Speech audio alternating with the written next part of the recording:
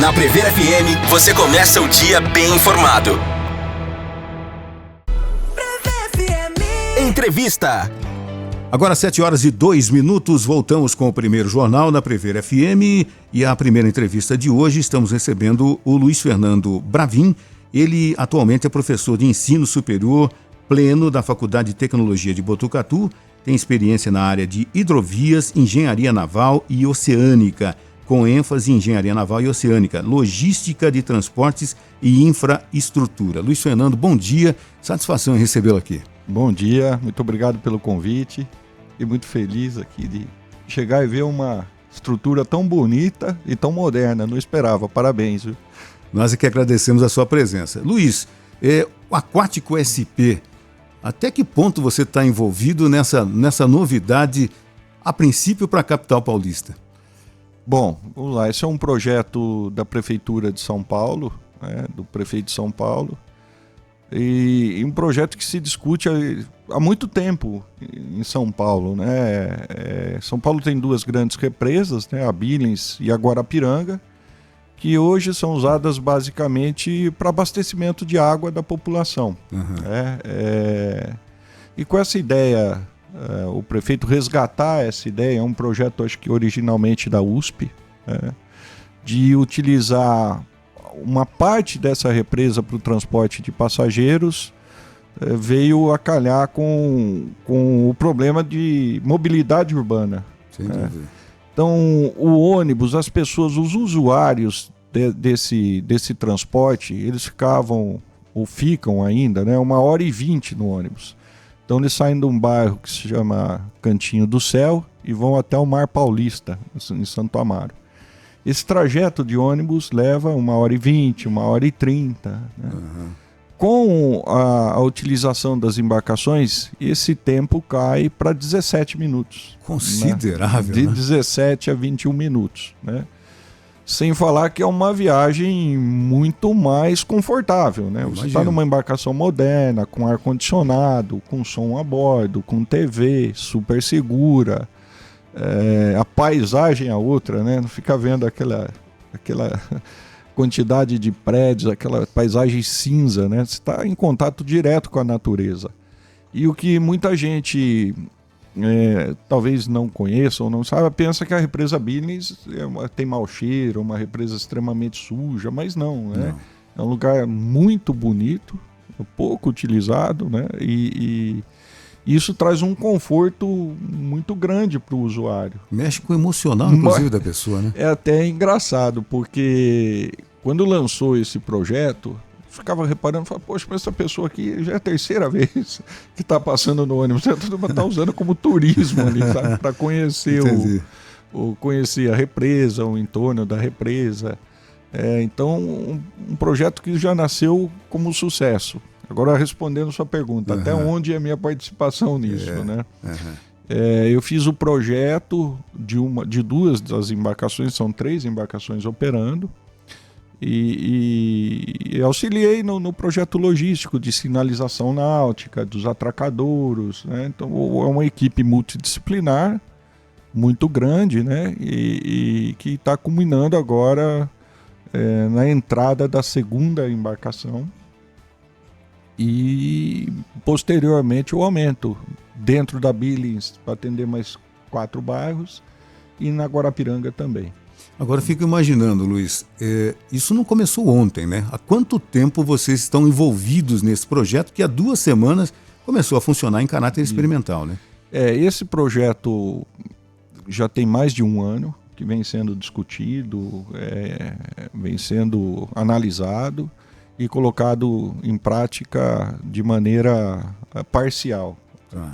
Porque ali em São Paulo tudo é um desafio. Né? Nós temos a questão do meio ambiente, nós temos a questão do não vou chamar assim um problema, mas tem que resolver a questão do quem que vai operar esse transporte. É a empresa de ônibus, é a prefeitura, vai ser uma concessão, então tem toda uma questão legal para isso, né? Então, um projeto que efetivamente eu estou há 1 ano, mas ele começou antes disso. Né? A prefeitura e o pessoal da USP já vem estudando há mais tempo. Né? Entendi. Ellen? Eu ouvi logo no lançamento, né, desse novo meio de transporte aquático em São Paulo, muita gente perguntando nas redes sociais, se questionando, falando: será que daqui a pouco não vai acontecer também ali no Tietê, no Rio Pinheiros também? Será que existe essa possibilidade de ampliação para outras áreas de São Paulo, para facilitar o acesso a outras áreas também, a outras regiões? Não?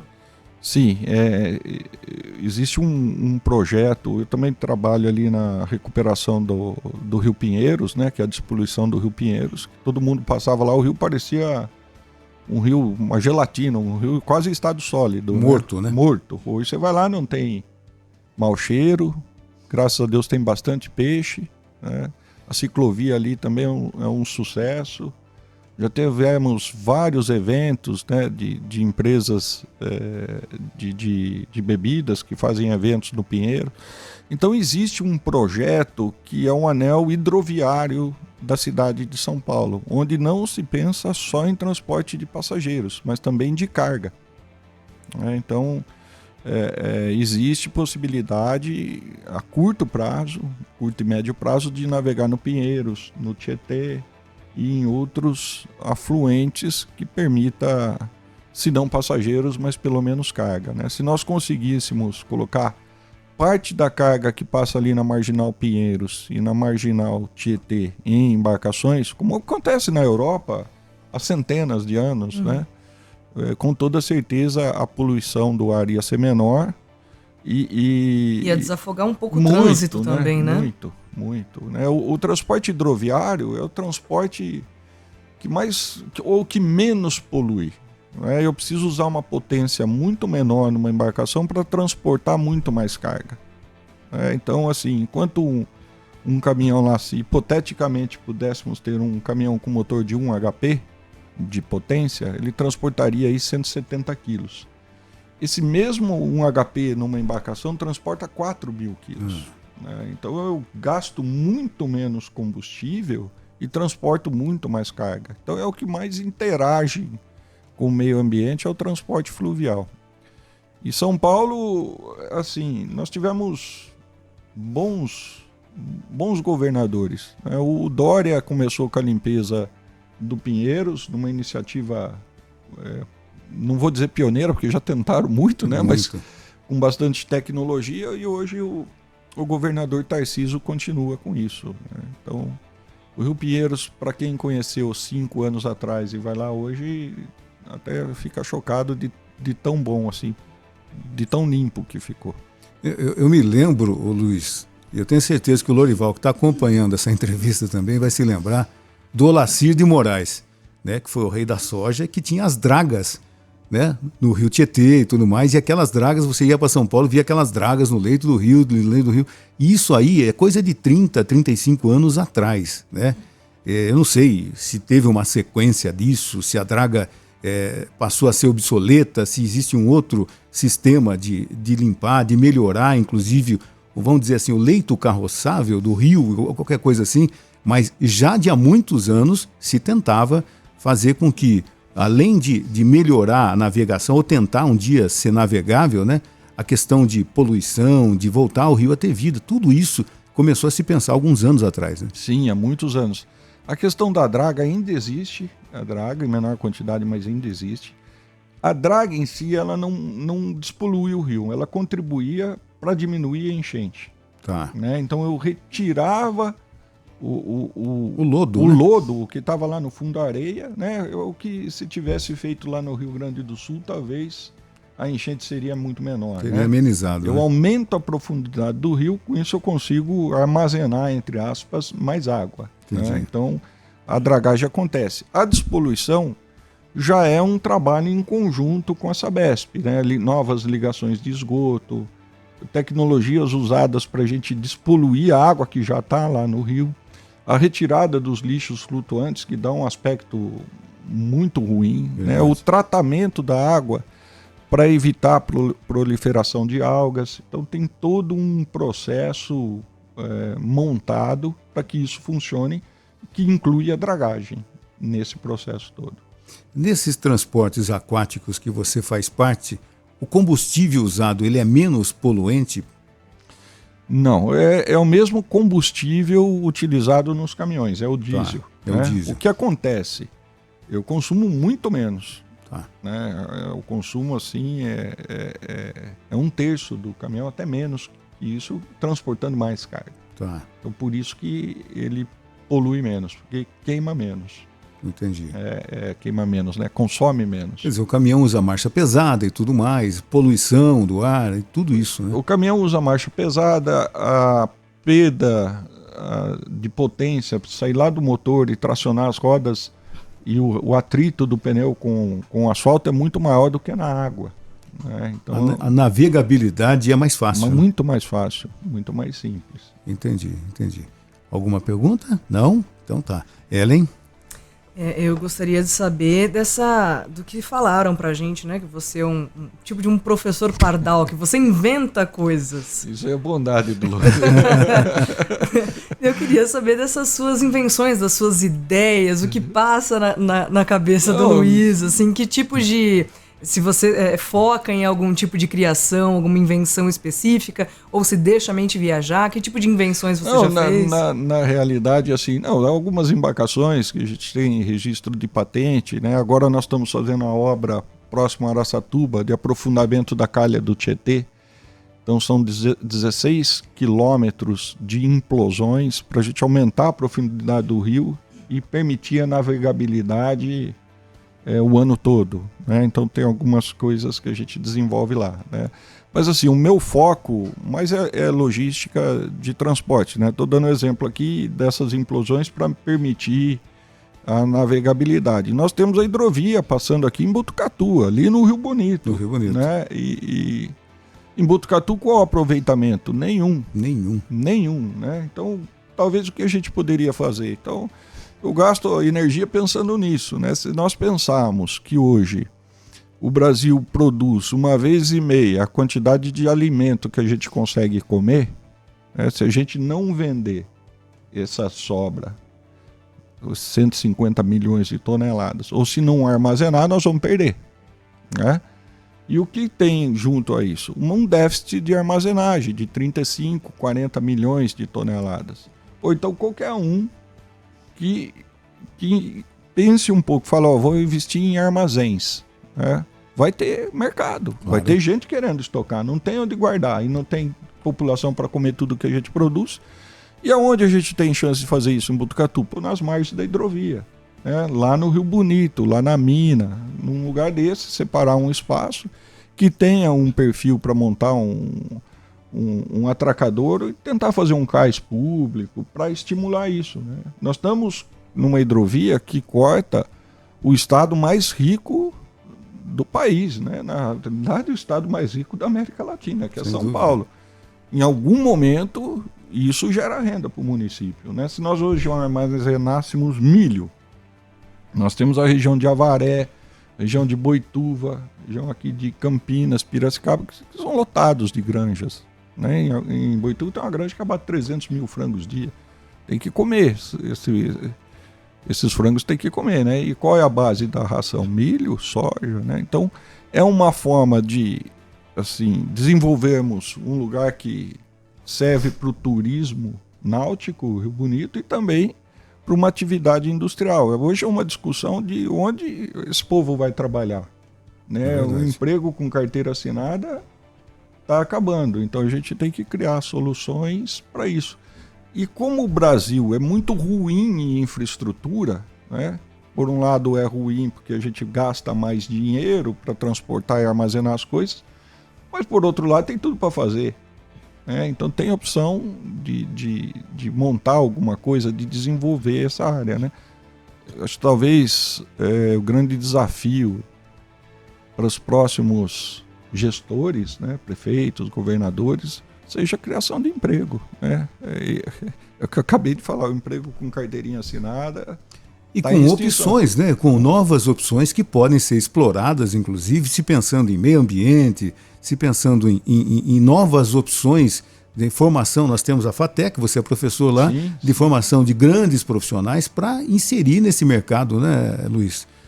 Exatamente, poxa, eu vejo lá, dou aula na FATEC há mais de 20 anos. Quanta gente boa passou lá, e quanta gente boa que não tem oportunidade, ou quanta gente boa que talvez por uma falha na educação nossa não tem um espírito empreendedor, né? De falar, poxa, eu tenho conhecimento, o que eu posso fazer? A falta de oportunidade. Falta de oportunidade ou do cara criar essa oportunidade.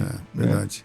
Às vezes as pessoas falam, pô, como é que faz para ganhar? É difícil ganhar 1 milhão? Pô, se eu pensar que eu vou trabalhar assalariado para eu juntar R$1 milhão, é muito difícil. É muito difícil. Né?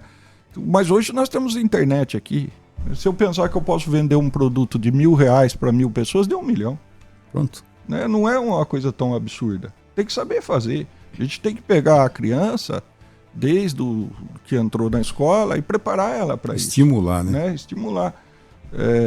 Se passou eu acho que já passou do tempo, né? A gente saiu de logística, foi para educação, mas passou o tempo já de a gente ter uma escola aqui que cuide de pessoas que têm o QI elevado, né? Passou do tempo de vou dar exemplo aqui, talvez pode ser utilizado aí uma prefeitura, pegar os melhores alunos, 4, 5 alunos, todo ano mandar esses meninos fazer um estágio nos Estados Unidos. Isso é muito barato. Mas quando essa turma volta, abre a mente, né? Volta com novas ideias. A China faz isso há muitos anos, né?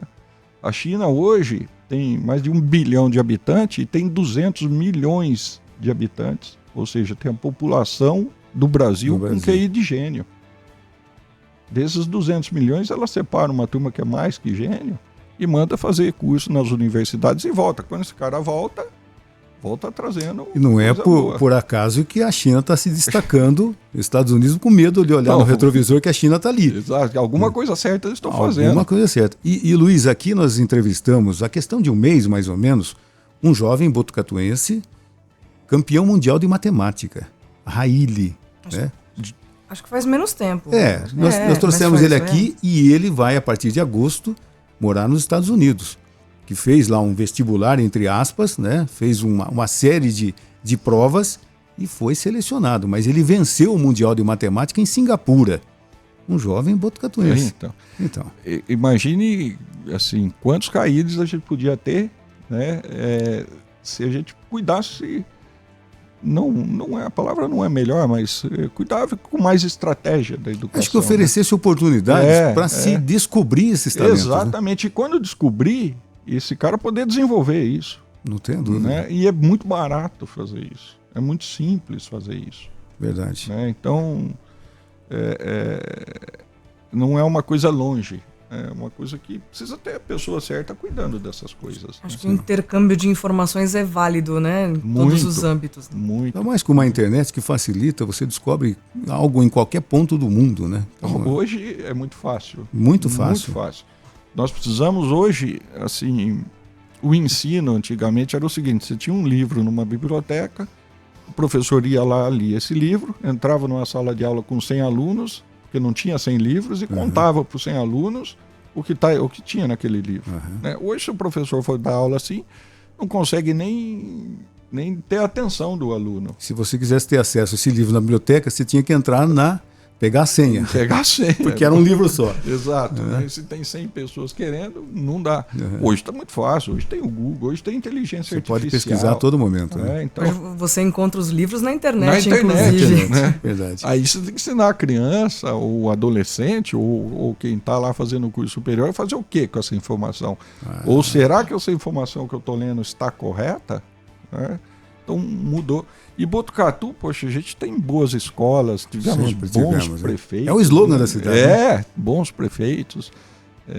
Então, talvez um ajuste assim, no relógio para deslanchar, né? Para tentar vender e ganhar conhecimento. Sem dúvida, sem dúvida. Isso é a coisa mais valiosa que a gente tem. Né? Porque essas grandes empresas, essas gigantescas, vai ser duro a gente conseguir. Né? Falar, quero ter uma Tesla no Brasil. O cara, o Elon Musk vai falar, pô, eu preciso de 400 engenheiros. E a gente tem? Não. Com boa formação, não. Verdade. Né? Então, Esse é o futuro, né? Esse tem que pensar agora, né? Tem que pensar agora. Ô, Luiz, a gente está falando de vários assuntos, né? O bate-papo tá legal, mas eu fiquei sabendo que você gosta de restaurar carros antigos, né? O Lorival passou aqui a lição de casa. Passou. E o que é? Isso é um hobby para você? Você sempre gostou de carros antigos? Eu tenho 2 paixões. Né? O carro antigo e pescaria. Eu tô aqui, minha alma tá lá pescando. Mas assim, é um hobby que acabou virando um negócio. Não que eu cuide disso como um negócio, mas isso no Brasil tem um grande apelo, sabe? Então, garimpar os carros, fazer o trabalho de restauração. Aqui em Botucatu tem alguns restauradores muito bons. Verdade. Tem o Barduco, tem o Danilo também, que é um funileiro e um pintor muito bom. Então a gente tem assim, uma mão de obra rara aqui em Botucatu. E eu faço isso há algum tempo já. Há mais de 15 anos eu tenho carros antigos e devagarzinho vou restaurando. Tem algum que você possa relatar? Eu me lembro de ter entrevistado o Barduco, não sei há quantos anos atrás. Ele falou de um carro, acho que era no sul do país, que estava enterrado num terreno lá e trouxe o carro, enfim, restaurou aquele carro. Tem muito disso, né? Eles falam garimpar, né? Tem gente que deixa o carro embaixo lá de uma mangueira. Da goiabeira lá. Da goiabeira. E a gente vai lá, compra e ressuscita, né? Às vezes gasta mais do que vale o carro, né? Ou do que comprar um já restaurado. Mas o prazer também de ver isso se transformando é bastante interessante. Eu já trouxe carro de Manaus, já trouxe carro de Corumbá, do Sul. No Sul tem mais carros, né? Antigos. Mas já trouxe bastante carros. Você poderia citar, de repente, um carro e, assim, a facilidade que não deve existir de encontrar aquela peça, né? Esse talvez seja o principal problema. Diferente do que acontece nos Estados Unidos, que a gente assiste aqueles séries que o cara chega, o cara tem lá na prateleira a junta do motor, tem a antena, tem o para-brisa. Aqui no Brasil... E várias, né? Várias peças, né? Aqui no Brasil é um trabalho de sob medida. Então você tem que pegar uma chapa e fabricar essa peça. Nós temos muita dificuldade de encontrar peças para vender. Aliás, esse é um mercado que passa às vezes despercebido, mas é gigantesco. Eu acompanhei agora a exposição em Águas de Lindóia. Tem carros Fusca sendo vendido por R$400 mil. Olha só. Né? O Maverick é 350, 400, Opala. O Dodge americano passa de R$1 milhão. Então, é assim, tem um mercado bem interessante. Esse hobby passa a ser não só um hobby. Né? Então, precisa ter tempo, né? Se tiver tempo, acaba sendo bastante interessante, até como negócio. Sem dúvida. Ellen? Tem uma mensagem aqui de WhatsApp só. O Gidu falou: que legal a conversa com o Bravin, muito importante o tema. E mandou um abraço. O Gidu foi um aluno da FATEC, é um ex-aluno da FATEC e hoje é um amigo. Que legal, que legal. Ô Luiz, para a gente já nos finalmente, o início da nossa conversa, né, o Aquático SP, né, está funcionando em caráter não experimental, ou mais ou menos isso, e vai sem cobrança de tarifa para as pessoas se locomoverem, né, de 1 hora e pouco para 17 minutos, uma coisa doida isso, até dezembro, né? E a sequência de tudo isso, você já tem? Então, esse caráter experimental deve seguir mais uns 30 dias, quando entra a outra embarcação, aí já vai operar 14 horas por dia.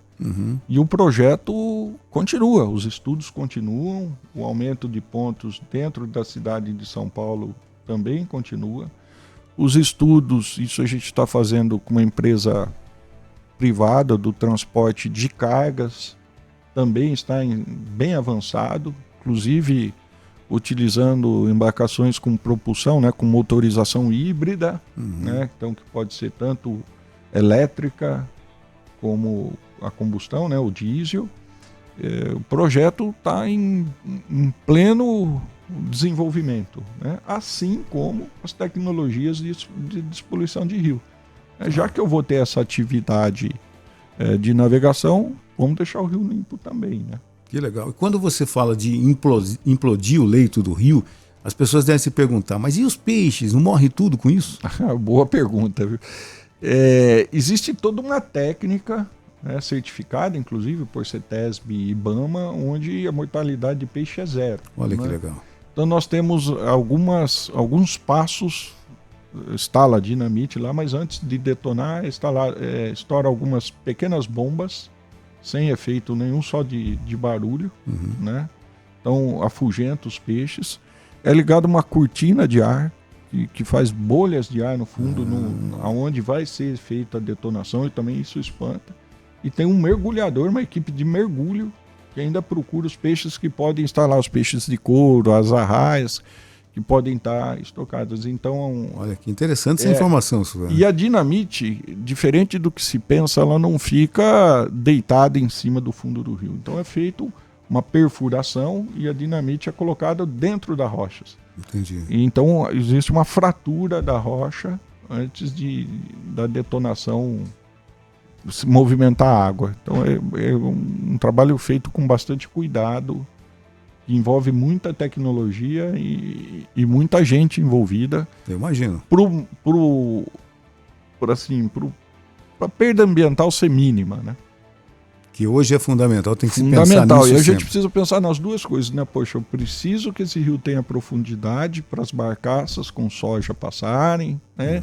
E eu preciso também cuidar do meio ambiente. Claro. Né? Então, precisa tomar bastante cuidado nisso. Mas é uma atividade assim, que tem funcionado e está caminhando a passos largos para a finalização.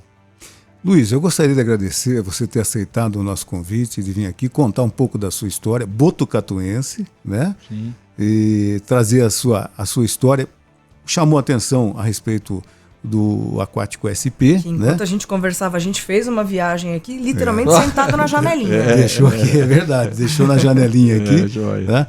E nos mantém informado do par e passo do que vai acontecer, tá? E disponha sempre da Prever FM, viu, Luiz? Obrigado, agradeço o Loure também, agradeço vocês aqui pelo carinho e estou à disposição. Da mesma forma. Joia.